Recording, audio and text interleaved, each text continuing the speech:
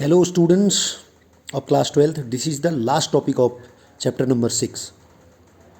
Eddy currents or Foucault currents.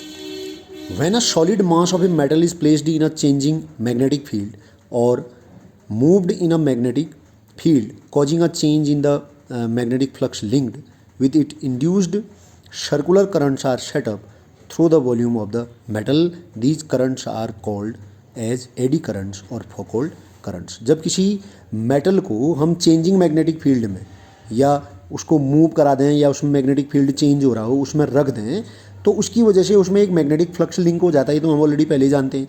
तो magnetic flux जब link होता है तो उसकी वजह से करंट क्रिएट होता है, इंड्यूस्ड करंट.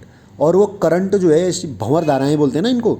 तो वो जो करंट क्रिएट होता है, जो करंट्स क्रिएट होते हैं उनको हम बोलते हैं एडी करंट्स. या फोकल्ट एक साइंटिस्ट थे, उन्होंने खोज की तो उनके नाम से फोकल्ट करंट कहा जाता है.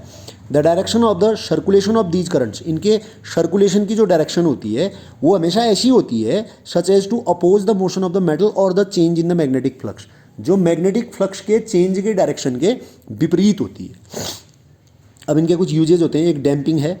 A damping effect of the eddy current is used in some moving coil galvanometers to make them dead beat. Dead beat moving coil galvanometers होते हैं. डेड बीट मीन्स ये होता है कि स्टीडी या डेड बीट बोलते हैं उसको. वो तुरंत ही करंट फ्लो कराने के तुरंत बाद जो है उसकी जो निडल होती है वो मूव करके फिर रेस्ट में आ जाती है, उसको डेड बीट बोलते हैं. एक्यूरेसी ज़्यादा होती है इसकी. इंडक्शन फर्नेस में इस्तेमाल किया जाता है. In induction furnaces the metal to be heated is placed in the rapidly changing magnetic field. जब भी हम मैग्नेटिक फील्ड को चेंज कराएंगे, रैपिडली चेंज करेंगे तो उसमें क्या होगा, ईएमएफ क्रिएट होगा ना.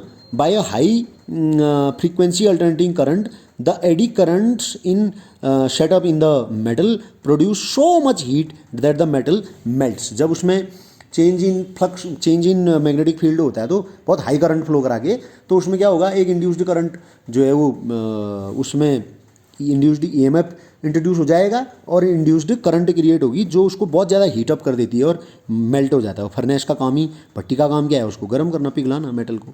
इंडक्शन मोटर में इसका इस्तेमाल होता है. When a metallic cylinder is placed in a rotating magnetic field, eddy currents are set up in it. फिर वही मेटेलिक सिलेंडर को रख दो मैग्नेटिक फील्ड में, जो मैग्नेटिक फील्ड चेंज हो रहा है तो उसमें एडी करंट क्रिएट हो जाएंगी. These currents try to reduce the relative motion between the cylinder and the field. ये फील्ड, मैग्नेटिक फील्ड और सिलेंडर के बीच में जो है रिलेटिव मोशन को कम करने का प्रयास करते हैं. देयरफॉर द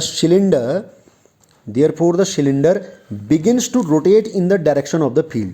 तो इसकी वजह से जो सिलेंडर है वो फील्ड की डायरेक्शन में रोटेट होने लग जाता है. This is the principle of induction motor. ये इंडक्शन मोटर का सिद्धांत है.